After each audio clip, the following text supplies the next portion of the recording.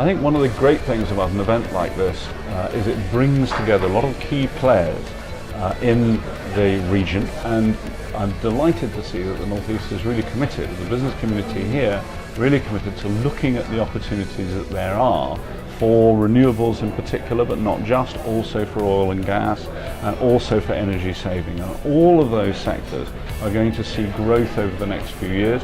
Don't write off oil and gas.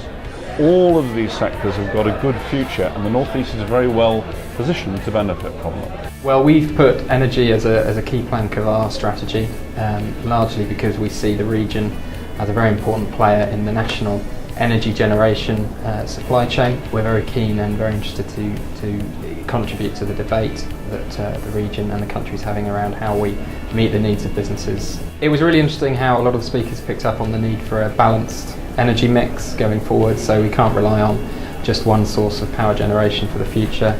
We also need to think about efficiency in power consumption and how we manage our energy consumption going forward, and how we develop a grid that can cope with power sources as we move into the next phase of power generation. I think it's been really interesting for myself to talk to some of the other speakers on the panels, speaking to Square One Law about their inputs into the electric car industry, listening to Chris Hume's view on UK gas markets, and listening about how much coal we have in the UK. Just fascinating insights into the UK energy industry.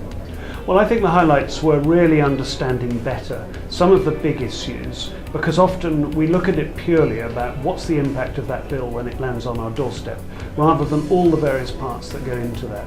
And really focusing on not the power companies, which is where so much of the political debate has been, but on the needs to generate power, where that needs to be generated, how it needs to be generated, and how the North East can contribute in that, and also the transmission of that power and how we need to play our part with that. I think the main issue they should take away is the tremendous opportunities that the energy industry and all that needs to be done in the energy industry to keep the lights on in the UK.